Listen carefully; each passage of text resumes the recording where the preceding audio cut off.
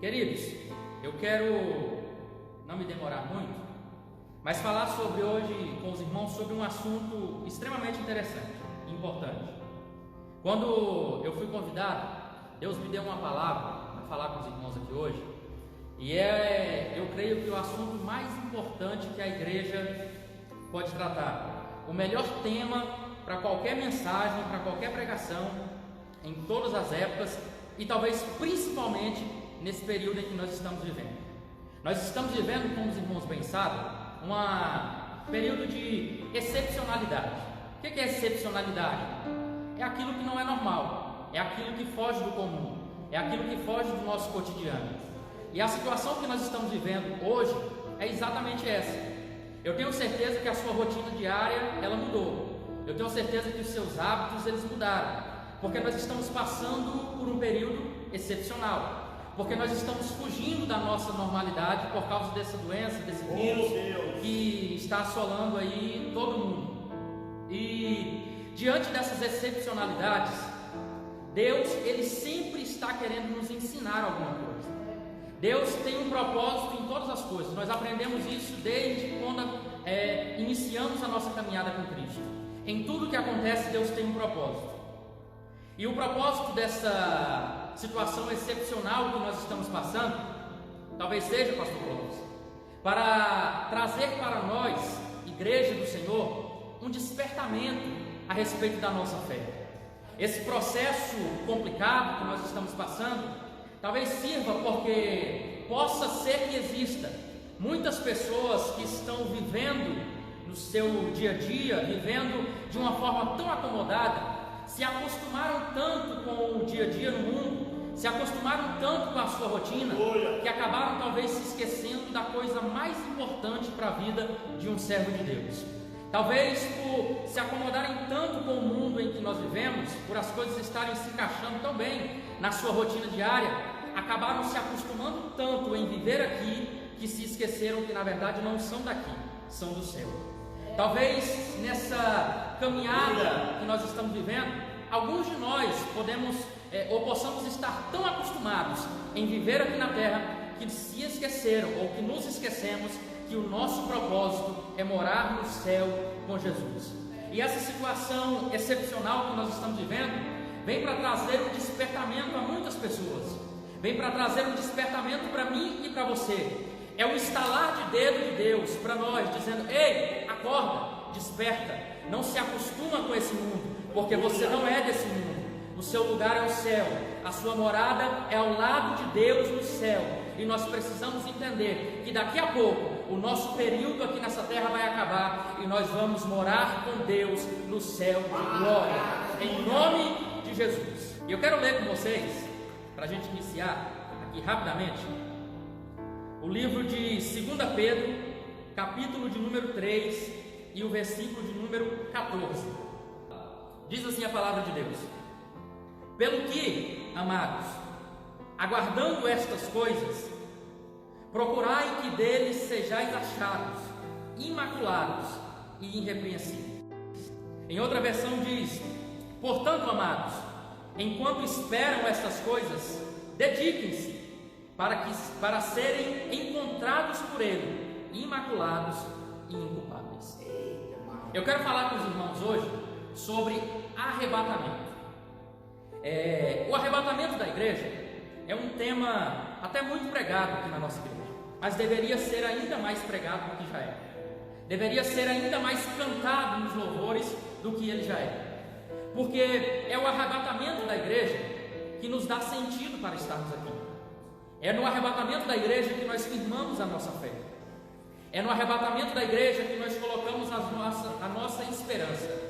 E é por causa do arrebatamento da igreja que nós estamos firmes na fé em Jesus Cristo. Todos nós aceitamos o Evangelho e começamos a andar com Cristo porque nos baseamos nessa promessa. Nos baseamos que o nosso tempo aqui ele é passageiro e que daqui a pouco isso aqui vai se findar. Esse problema que está batendo aí na sua porta, essa dificuldade que está batendo na porta da sua casa, na porta da sua família, nós estamos firmados na promessa do arrebatamento, que daqui a pouco tudo isso vai passar e nós vamos estar em um outro lugar, como Paulo disse, estaremos para sempre com Jesus Cristo. Quando nós falamos de arrebatamento, a Bíblia fala sobre duas vindas de Cristo. A primeira vinda de Cristo, ela é bem detalhada dentro da Bíblia Sagrada. A primeira vinda de Cristo, ela é bem descrita, principalmente nos Evangelhos. A primeira vinda de Cristo era já uma promessa desde o Antigo Testamento. E essa promessa se cumpre agora no início do Novo Testamento. E os Evangelhos vão falar sobre a vida de Cristo. Os Evangelhos vão falar sobre esse Cristo que veio à Terra como uma promessa e que, após se tornar um homem adulto, começa agora a cumprir o seu ministério. Começa a pregar a palavra de Deus, começa a curar, começa a transformar a vida de pessoas através do poder de Deus, começa a curar os enfermos e mostrar àquelas pessoas que até então estavam perdidas o caminho do céu, o caminho da salvação. Aleluia. Esse Jesus Cristo que vem, que cresce, que inicia o seu ministério, vai passar por uma outra fase, que nós conhecemos como a fase da crucificação. Esse Jesus que veio para salvar a humanidade, ele morre. A morte de Cristo serve para muitas coisas, dentre elas para duas coisas extremamente importantes. A morte de Cristo serviu para mudar o mundo espiritual e o mundo material. A morte de Cristo serviu para mudar o mundo espiritual porque, através da morte de Cristo, nós, que éramos escravos do pecado, passamos a ser agora participantes da graça de Deus. A morte de Cristo mudou o mundo material porque, após a morte de Cristo, o mundo passa a se dividir entre antes de Cristo e depois de Cristo. A importância dele é muito grande na história, na nossa história e na história da humanidade. Após a morte de Cristo, passados 3 dias, vem a ressurreição de Cristo. A ressurreição de Cristo também é importante porque ela mostra para os homens daquela época o poder de Deus. Primeiro, naquela época, a coisa mais poderosa que existia na mente dos homens era a morte, porque a morte era o fim de tudo. A morte era onde todos os sonhos acabavam. A morte era onde todos os projetos finalizavam. Todos os homens eram fortes, poderosos, tinham riquezas financeiras. Você já ouviu falar da história de Sansão, um homem que arrancava portões com os seus braços e levava para cima das montanhas, mas até Sansão foi parado pela morte. Então, para os homens daquela época, não existia nada mais poderoso do que a morte. Então, com a morte de Cristo, primeira lição: a morte entendeu que existia alguém que era mais poderoso do que ela. Segundo, os homens daquela época que entenderam que acima da morte existia um Deus que podia todas as coisas, e conheceram Deus que diz para as pessoas que ainda que elas estejam mortas, se crerem nele, ele pode fazer elas reviverem e cumprirem os projetos que ele tem nas suas vidas. Pois bem, tem um período na vida desse Cristo que poucas pessoas conhecem. É o período após a ressurreição de Jesus. Dizem que por cerca de 40 dias depois de Jesus ter ressuscitado, ele andou na terra com seus discípulos. E eu falo que pouca gente conhece porque até eu mesmo servi a Deus por muito tempo sem ter o conhecimento disso. A partir do momento que conheci, passei a estudar mais e me encantei muito por essa história.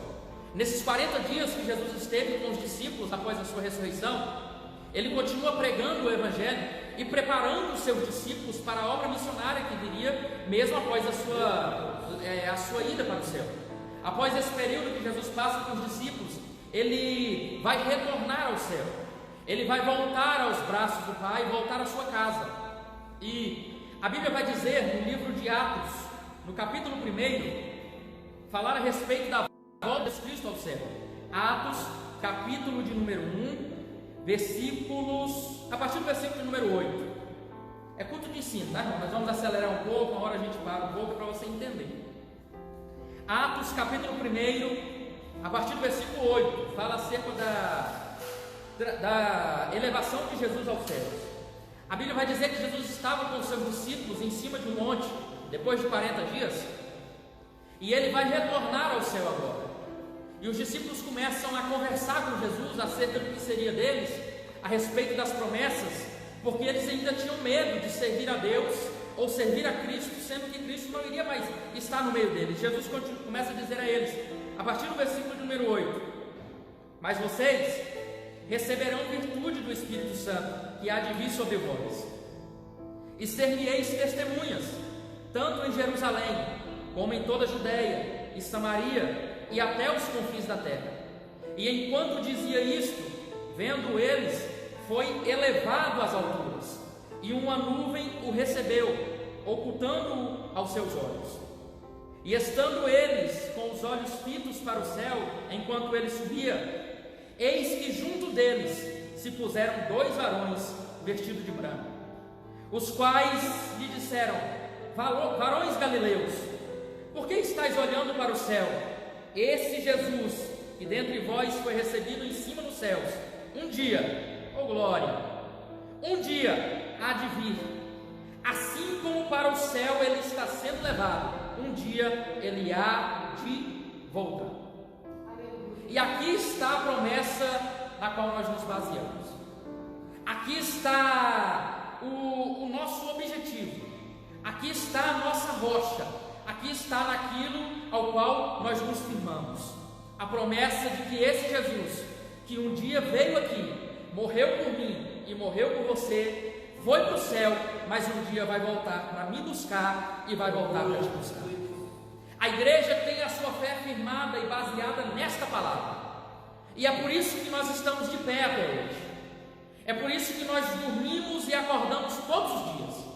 É por isso que nós mantemos a nossa fé, mesmo em meio à dificuldade, mesmo em meio à tribulação que talvez você esteja passando hoje, mesmo em meio à dificuldade que eu passo na minha vida, que você passa na sua, porque você não sabe da minha história e eu também não sei da sua. Mas eu enfrento uma dificuldade, você enfrenta outra. Nós enfrentamos problemas dia após dia.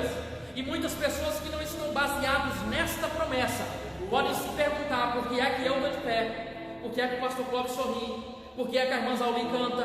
Por que é que o Oséias vem aqui gravar? Por que é que nós acordamos todos os dias e mesmo talvez sofrendo mais do que os outros, conseguimos ser mais felizes do que os outros? Por que é que mesmo em meio nós tentando e a dificuldade bater na porta, tentando e não dando certo, tentando e nos decepcionamos, não paramos, mas continuamos de pé? É porque nós estamos debaixo dessa promessa. Nós entendemos que o nosso Cristo nos ama a ponto de ter morrido por nós, ido para o céu, mas um dia Ele prometeu que vai voltar para nos buscar. Aleluia! É por isso, irmão, que nós permanecemos firmes. É por isso que nós firmamos a nossa casa na rocha. É por isso que talvez alguém que mora aí perto de você não te entenda. Porque pode ser que você tenha a pior casa da sua rua, mas é a pessoa mais feliz de todas. Sabe por que elas não entendem a sua alegria? É porque elas estão firmadas nas promessas que estão aqui. Elas só estão firmadas naquilo que é natural. Nós conseguimos ver além. Pode ser que nós não tenhamos nada de natural e nada de material, mas nós entendemos que a nossa fé vai nos levar além daquilo que é natural. Nós entendemos que estamos debaixo de uma promessa e que quem prometeu é fiel para poder cumprir. E eu vim aqui hoje debaixo da presença de Deus para te dizer: Deus prometeu que vai buscar a sua igreja. Então não desanime, não abaixe a sua cabeça, não se entristeça, não deixe o diabo te desanimar, porque você tem algo que ninguém mais tem: a promessa de que Jesus vai voltar para te buscar, em nome de Jesus. E falando da segunda vinda de Cristo, e agora o que fala mais especificamente a respeito do arrebatamento da igreja, existem muitas passagens que falam sobre arrebatamento, mas delas a que eu mais gosto é a passagem de 1 Tessalonicenses, capítulo de número 4. Paulo está pregando à igreja a respeito da morte, da ressurreição de Cristo e do arrebatamento. E ele vai dizer: olha, irmãos, porque se nós cremos que Jesus morreu e ressuscitou, assim também aos que em Jesus dormem, Deus tornará a trazer a vida. Dizemos-vos, pois, isto pela palavra do Senhor, que nós, os que ficarmos vivos para a vida do Senhor, não precederemos aos que dormem, porque o mesmo Senhor descerá dos céus com alarido e com voz de arcanjo e com trombeta de Deus. Os que morreram em Cristo ressuscitarão primeiro. Depois nós, os que ficarmos vivos, seremos arrebatados juntamente com Ele nas nuvens, para encontrarmos com o Senhor nos ares. Irmão, pelo amor de Jesus, Coloca a mão no seu coração e fala isso aqui para você mesmo. Ela diz assim, ó: e estaremos para sempre com o Senhor. Amém? Aí Paulo finaliza dizendo assim, ó: portanto, consolai-vos uns aos outros com estas palavras. Eu acho lindo essas duas passagens que nós lemos, porque lá em Atos capítulo 1, versículo 8, se você recorda, nós acabamos de falar aqui, quando Jesus está subindo aos céus, os discípulos estão olhando para ele, estão olhando para o céu, porque ele foi oculto pelas nuvens. Aparecem dois homens vestidos de branco, dois varões, e dizem para ele: por que é que vocês estão olhando para ele? Você lembra o que os anjos falaram para os discípulos?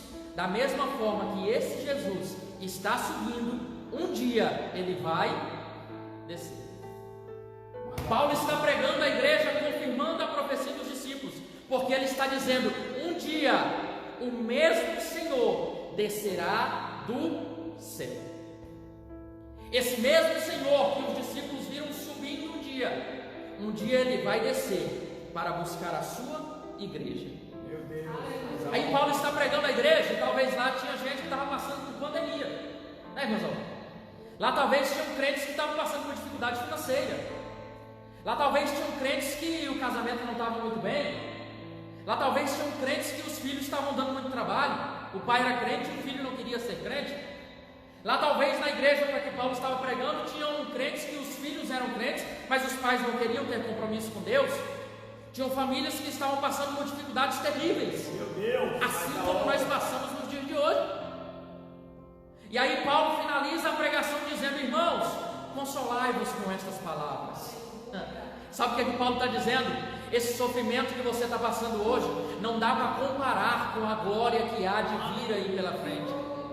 Sabe o que Paulo está dizendo? A situação complicada que você está enfrentando hoje não dá para comparar com o que Deus tem preparado para você.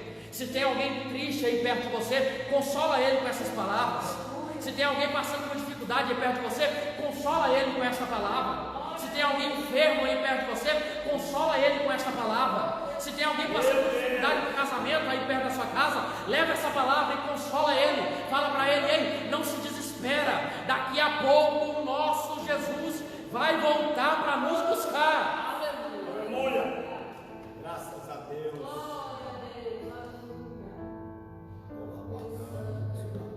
Irmão, porque você pensa que a gente não passa por problema? Misericórdia, vai. Se eu te botar para sentar com o pastor, com o seu líder, um pouquinho de tempo para ele te contar as dificuldades que ele enfrenta, talvez você vai ficar admirado do que nós passamos. Porque as pessoas veem aqui na frente e pensam: não, esse irmão aí é crente demais, não passa por problema, né, irmão? Não sabe o que a gente enfrenta para vir cantar um hino da harpa aqui, ou para vir trazer a palavra para você. Ninguém está aqui porque é super-homem ou porque é super-mulher. Ninguém está aqui porque é mais forte do que o outro. O mesmo problema que bate na sua porta, bate na minha, bate na porta do seu pastor, bate na porta do seu líder. Sabe por que é que nós não paramos? Sabe por que é que nós não desistimos? Porque nós acreditamos na promessa e em quem fez a promessa. Nós temos fé que daqui a pouco isso aqui tudo vai acabar. E a promessa que nós temos é que lá as lágrimas serão secadas dos nossos olhos. O aluguel você não vai precisar mais pagar, porque tem uma casa preparada para você. Não vai precisar mais pisar na rua de lama, porque lá a rua é feita de ouro e de cristais preciosos. Nós não vamos mais ter dor nem sofrimento, porque o nosso Senhor estará conosco todos os dias. É por isso que a gente não para, porque a promessa do arrebatamento está fincada aqui nos nossos corações. Agora deixa eu falar com você de verdade aqui. Deve ser muito triste a vida de alguém que não acredita no arrebatamento, não é? Porque tem que ter um propósito para isso tudo aqui. Não dá para acabar quando isso aqui finaliza. Não dá para acabar quando joga aquela pá de terra em cima de você. Tem que ter outra coisa. Porque senão você está sofrendo aqui em vão. Porque senão isso tudo que você está enfrentando e lutando todos os dias para vencer não tem valor algum. Nós acreditamos em algo após isso aqui. A nossa vida está firmada nisso. E a nossa fé é: quando acabar isso aqui, existe uma vida eterna esperando por nós, ao lado de Jesus Cristo, debaixo do trono e da graça de Deus. Nós estaremos, como Paulo disse, para sempre ao lado do Senhor. E eu falo para você esta palavra hoje em nome de Jesus, consolai-vos uns aos outros com esta promessa da parte de Deus. Aleluia. Glória a Deus. Louvado seja teu nome para todo sempre. Irmão, e a promessa do arrebatamento? Amém. Mas o que acontece até chegar o dia do arrebatamento? Até chegar o dia do arrebatamento, irmão, acontece uma longa caminhada. Acontece uma grande disputa, um desafio diário que nós temos que vencer. A caminhada com Cristo é como uma grande corrida, que você só recebe o troféu no final. Aliás, todas as grandes corridas são assim. Você corre, se cansa, soa, talvez machuca, cai, levanta de novo, mas lá no final você vai receber o troféu por todo o esforço que você teve para vencer a batalha que foi colocada à sua frente. Deus é grande, aleluia. A vida com Cristo, ou a caminhada até o arrebatamento da igreja, funciona da mesma forma. Nós estamos todos em uma grande corrida. Nós estamos todos batalhando pelo mesmo objetivo. Nós estamos todos correndo no mesmo sentido. E talvez no meio dessa corrida você se cansou. No meio dessa corrida eu me canso. No meio dessa corrida a gente se machuca. No meio dessa corrida a gente cai. No meio dessa corrida a gente torce algum membro. Precisa de um período de recuperação, e não é errado se precisar de um período de recuperação. Nós somos humanos. Sabe o que é errado? Desistir no meio da caminhada. Tem pessoas que pensam que são tão crentes, ou que precisam ser tão crentes, que dizem: não posso me mostrar fraco, eu não posso passar por dificuldade, eu não posso mostrar para as pessoas que eu sofro. Ei, querido, deixa eu te contar um segredo: você é humano. Eu estou aqui na frente hoje pregando para você, mas pode ser que amanhã a dificuldade bata na minha porta e eu preciso que você vá na minha casa pregar para mim, para renovar a minha fé. Eu já precisei que alguém fosse pregar para mim. Eu já precisei que alguém fosse me mostrar esse evangelho e dizer: ei, rapaz, não desiste, as promessas de Deus ainda estão de pé para você. Assim como eu precisei, você pode estar precisando hoje. E assim como você está precisando hoje, outras pessoas vão precisar de você amanhã. Então esse momento talvez de recuperação que nós precisamos passar, Deus sabe de todas as coisas. No dia que Deus te escolheu, Ele sabia onde você ia cair, Ele sabia o dia que você ia se machucar, Ele sabia quanto tempo de recuperação você precisava, mas mesmo assim Ele te escolheu. Sabe por quê? Porque Ele sabe que mesmo com as suas fraquezas, você continua sendo um vencedor para a honra e glória do nome de Jesus. Aleluia. Irmão, por que é que eu sou vencedor? Porque eu posso? Não. Tem um hino lindo que diz, que eu não vou cantar, porque se eu cantar, você já sabe, estraga o culto. Mas o hino diz: eu não posso, mas Ele pode. O hino diz: eu não sei, mas Ele sabe. Oh, irmão, aleluia. Glória a Deus. Por quantas vezes no meio da minha caminhada eu já disse: Deus, eu não posso. Deus, eu não dou conta. Deus, eu não estou entendendo. Deus, eu não sei porquê. Mas Ele estava de cima dizendo: eu sei, eu posso, eu estou entendendo. E do outro lado dessa dificuldade, você também vai entender.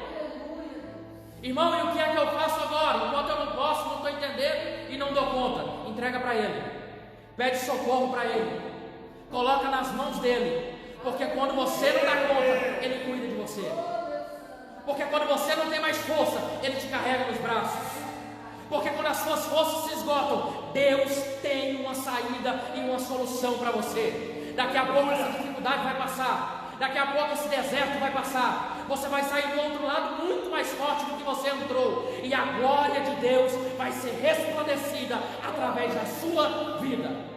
Glória a Deus. Aleluia. Porque eu já conheci muitos soldados que no meio da caminhada pensaram que ia morrer. Eu já conheci muitos soldados contando testemunho dizendo: irmão, eu pensei que não ia dar conta, mas consegui. E talvez nós estamos no dia de hoje passando por essa transformação tremenda que está acontecendo no nosso dia a dia, com a dificuldade que apareceu aí para você, que eu não sei qual é, mas eu tenho certeza e posso dizer que Ele sabe. E você está dizendo: irmão, não dou conta, irmão, não tenho forças. Sabe por quê? Nós temos uma solução e um problema com essa pandemia. A solução é: tem muita gente que está louco para acabar a pandemia, para voltar aos cultos, porque está com saudade de estar na casa de Deus, na presença do Senhor. Mas tem muitas pessoas que estão se acostumando com a pandemia e se esfriando mais ainda na vida espiritual, abandonando a sua fé e dizendo: graças a Deus que hoje não tem culto, não precisa ir para lá. Deixa eu te contar um segredo, irmão, toma cuidado. Cuida da sua vida espiritual. Você não está bem, você está precisando de ajuda, mas eu tenho um remédio para você esta noite. Entregue as suas angústias, as suas ansiedades ao Senhor, porque Ele tem cuidado de nós, em nome de Jesus. E eu quero finalizar aqui, que já está dando o nosso tempo, né, irmãos? Eu quero finalizar com os irmãos lendo o primeiro versículo que nós lemos, porque nós entendemos sobre a primeira, segunda vinda de Cristo. A primeira vinda de Cristo foi aquela vinda que todos viram, que conheceram, andaram com Jesus. Ele fez seus milagres, foi morto, ressuscitou, foi ao céu. A segunda vinda de Cristo é o arrebatamento da igreja. É para mim e para você. Você pode dizer amém aí, irmão? Digita amém aí, tá? Digita glória a Deus aí. Você sabe como que é quando eu estou no culto, né? Você tem liberdade para dizer glória a Deus e aleluia. Então agora você tem liberdade para digitar glória a Deus e aleluia. Amém? Cadê glória a Deus, irmão? Bora! Olha, irmã Osiane Carvalho, do estado do Pará, dizendo glória a Deus. Amém. Irmão Paulo, dizendo aleluia. Irmão Johnny, amém. Glória a Deus. Aleluia. Irmão Sadraque daí, cantor Sadraque. Glória a Deus. Amém, irmão Henrique. Irmão Carlos, glória a Deus. Irmã Vilma, minha amiga da 108, a mulher mais jovem da igreja 108, abençoada, Jesus. Mas, vamos lá, vamos finalizar aqui. 2 Pedro, capítulo 3, versículo 14, nós já lemos, vamos ler de novo, você fixar o versículo na cabeça. Diz assim: portanto, amados, enquanto esperam estas coisas, irmão, que coisa? Eu estou assistindo o culto, mas já esqueci. Vou te falar de novo. Arrebatamento da igreja, tá bom? Acorda aí. Nós estamos pregando sobre arrebatamento.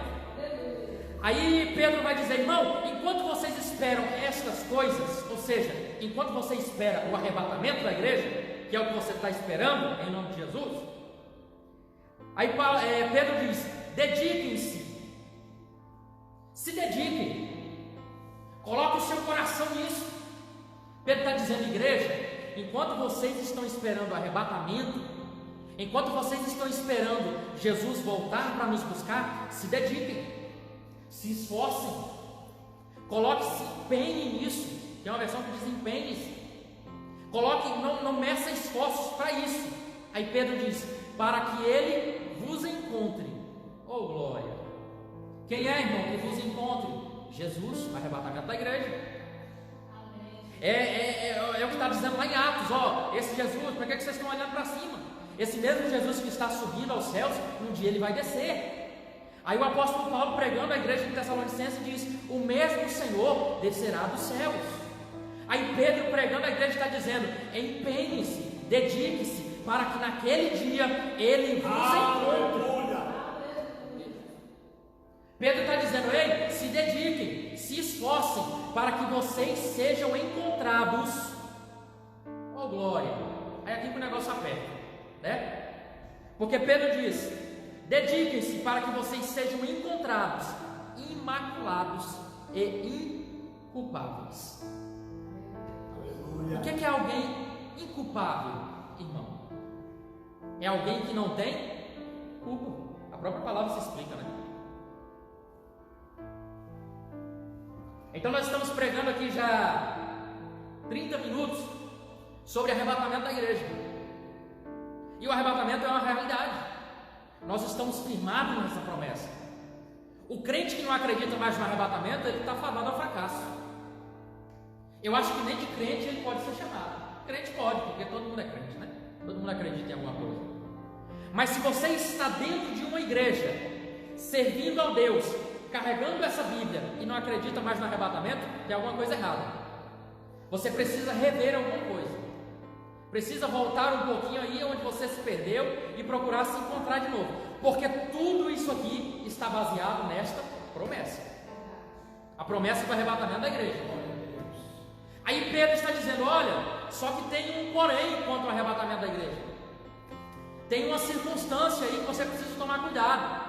Sabe o que é? Você precisa se dedicar para no dia do arrebatamento da igreja você ser encontrado inculpável. No dia do arrebatamento da igreja você não pode ter culpa. você não pode estar sujo, você não pode estar em pecado.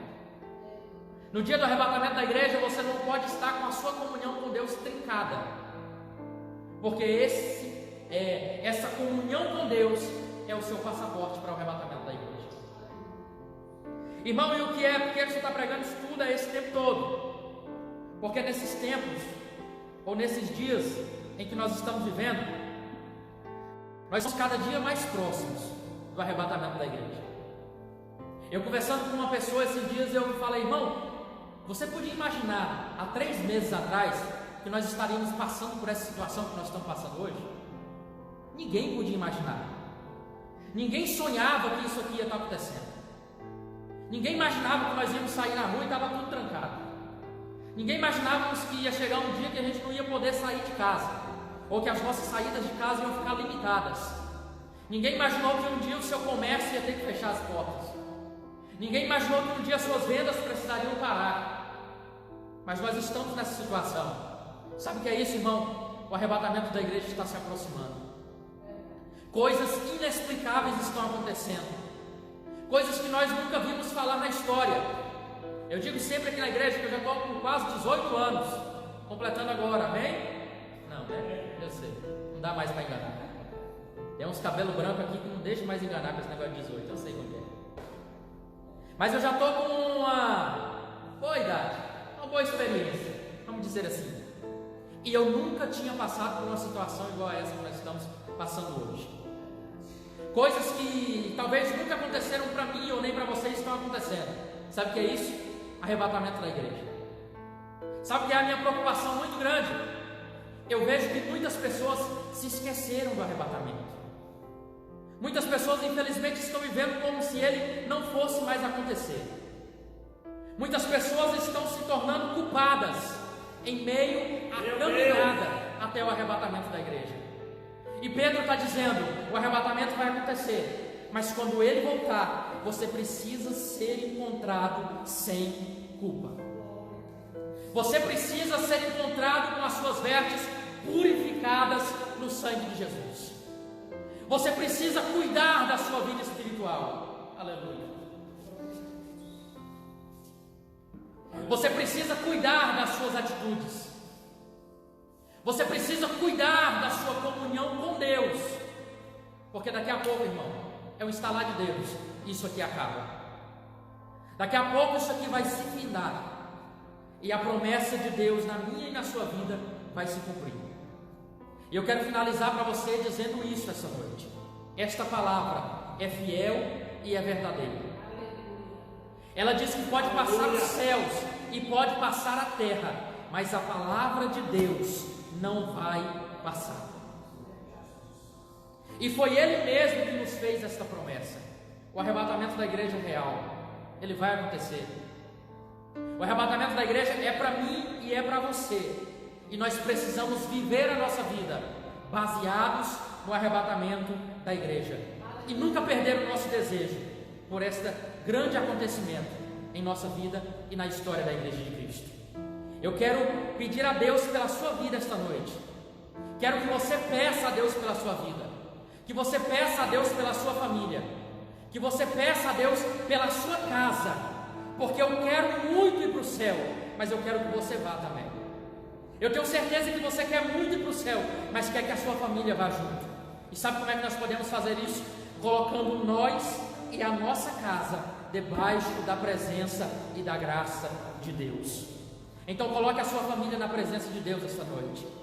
Ore por cada um dos seus parentes, dos seus membros. Ore por aquelas pessoas que estão na sua casa, na sua rua, na sua cidade, por até alguém que você nem conhece, porque a Bíblia diz que o desejo de Deus é que todos se salvem. E a nossa obrigação é orar para que Deus possa salvar esta nação, para que Deus possa curar esta nação, e através dessa cura, dessa purificação, dessa limpeza na nossa alma, nós possamos estar preparados para o arrebatamento da igreja. Amém? Glória a Deus.